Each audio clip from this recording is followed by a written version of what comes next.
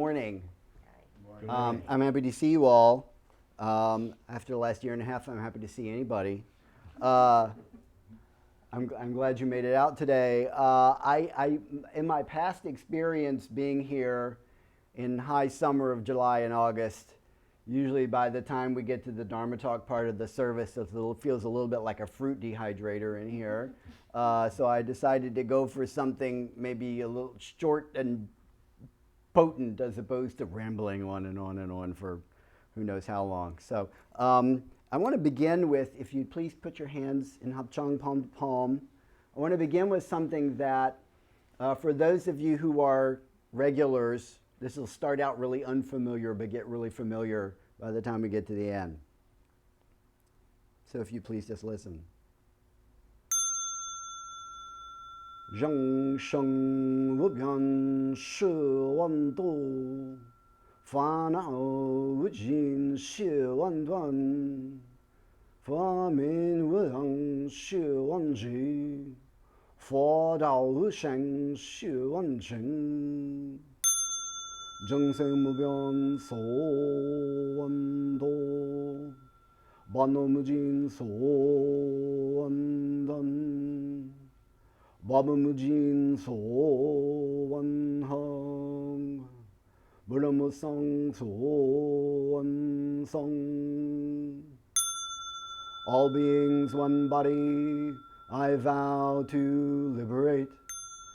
Endless mind passions, I vow to uproot. Dharma gates without number, I vow to penetrate. The great way of Buddha, I vow to attain.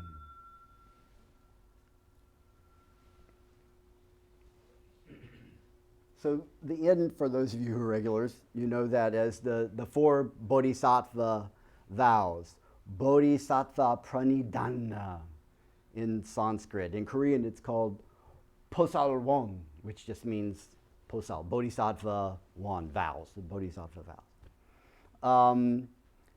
This is a standard text that's part of the liturgy in the Chan, Zen, Sun, Tin traditions all over East Asia, and folks who are regulars here, you know, it's a standard part near the end of the service. It's a standard part of the service here. The first time I heard it, some of you have heard me talk before, know that I've mentioned that I kind of started out my Zen path, Sun path, in Japanese Zen. I used to go to Zen Mountain Monastery, which is in New York. It's Soto Zen, Japanese tradition. So that's the first place I heard the text. If you search around on the internet, there's a billion different English translations of this text. Every place has got their kind of their own way of wording things. The one that we use here, I actually think is kind of unique. The first line is kind of unique. I love it. I love the symbolism, the symbolism of interdependence that you get from those first four words, all beings, one body. I think that's just a really poetic way to think about the whole idea of interdependence. But that's a little different slant than you typically find when you look at English translations of this text. The first version that I learned, the first version that I chanted at Zen Mountain Monastery, went like this: sentient beings are numberless. I vow to save them. Desires are inexhaustible. I vow to put an end to them. The dharmas are boundless. I vow to master them. The Buddha way is unattainable. I vow to obtain it.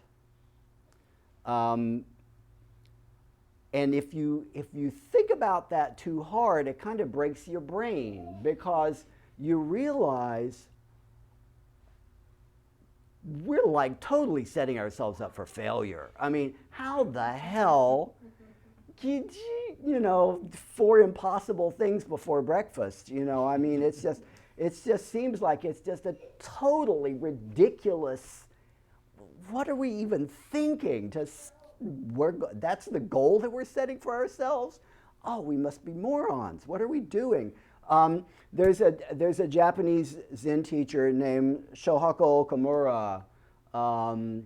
he has a Zen center in Bloomington, Indiana, and he wrote a book a few years ago called Living by Vow, which he takes the common liturgical elements, sort of chanted elements in Soto Zen and in English translation, and then kind of unpacks them. And he starts with this one. This is kind of, he sees as the fundamental text. The whole kind of Zen path builds from this text. But he also says that he sees the two halves of each phrase as a kind of a basic contradiction. A logical impossibility, like trying to empty the ocean with a spoon. That's what he compares it to, trying to empty the ocean with a spoon. And this is what he says about it. It is certainly a stupid way of life, not a clever one. A clever person cannot be a bodhisattva. We are aiming at something eternal, infinite, and absolute. No matter how hard we practice, study, and help other people, there is no end to it all. When we compare our achievement to something infinite, absolute, and eternal, it's like nothing. And the first time I heard this text,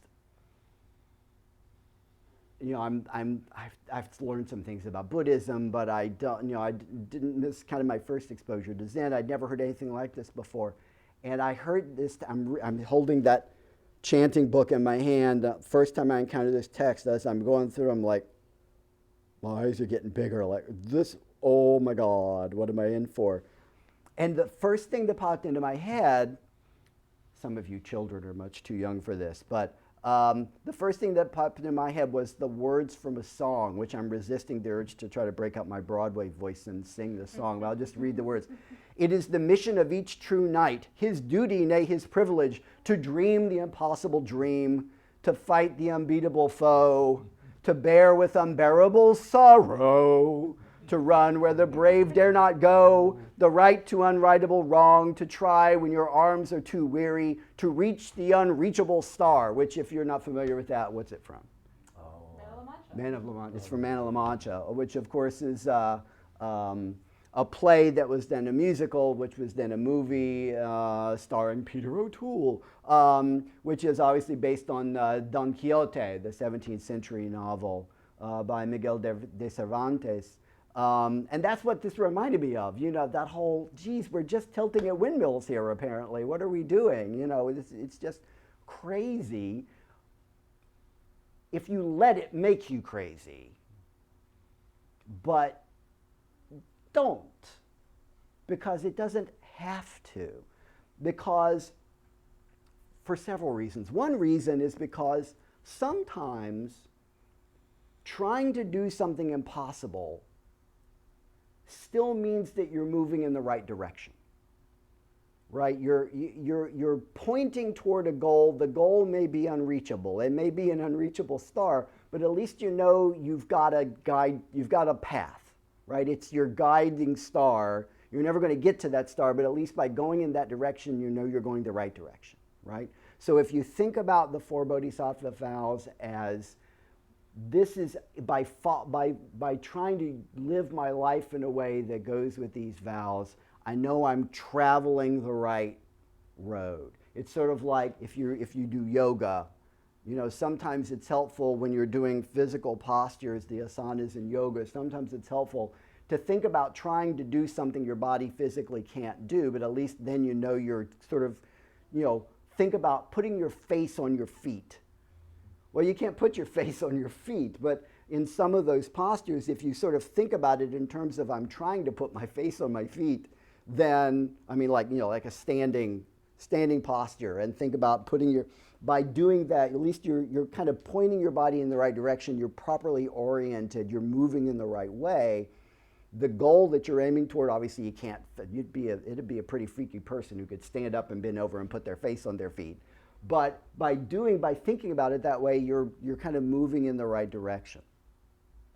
The other thing to think about is the Bodhisattva vows are describing a goal that's infinite in time, right? This is not something to try to accomplish in a day or a week or a month or a year or even a lifetime.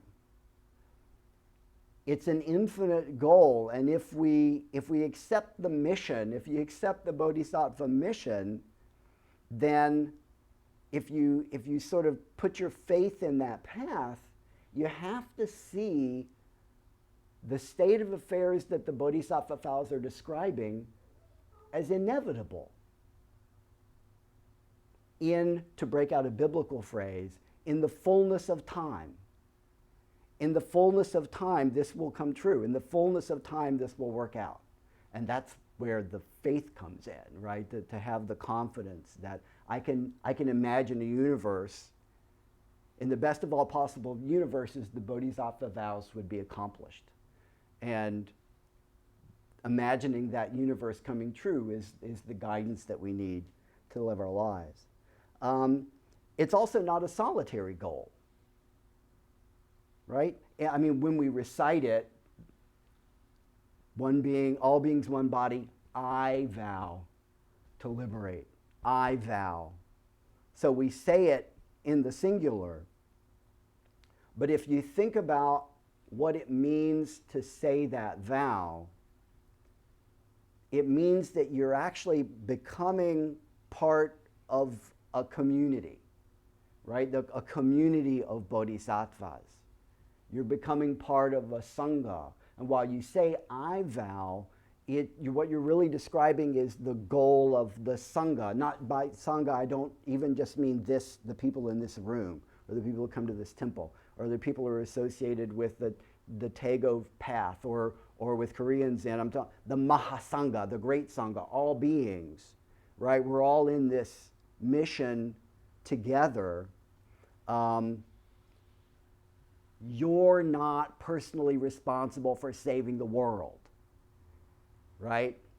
You're responsible for making a contribution to saving the world. And when you recite these vows, you're reminding yourself that you're part of this community of bodhisattvas. You're making a contribution to a collective goal, because it's a universal goal. It's an enormous goal. We all got to buy into this goal together. It's something we all have to do together.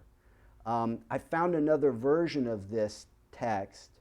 It's sort of a radically reworked version of it. This is from the Tzu tradition, which is from China. And this is the way they've translated the text into English. And there's some interesting merit to this version of it. I want to read it to you. So this is the way they say it. With sincerity, we vow to deliver all beings. With integrity, we vow to eliminate all afflictions. With faith, we vow to learn all Dharma doors. With steadfastness, we vow to attain Buddhahood. So I hope you find inspiration and not frustration in these 4 vows, right? Please don't think that they mean that you have to save the world by yourself by next Tuesday, because that's not what they mean. But by reciting these vows, we're reminding ourselves that we are part of the grand cosmic mission, and we play our role, and we contribute to moving the universe toward that sort of best of all possible worlds we can imagine, wherein the Bodhisattva vows would be describing the way all beings approach life, and what a world that would be. Thank you very much. Thank you, Reverend Jaang. Announcements.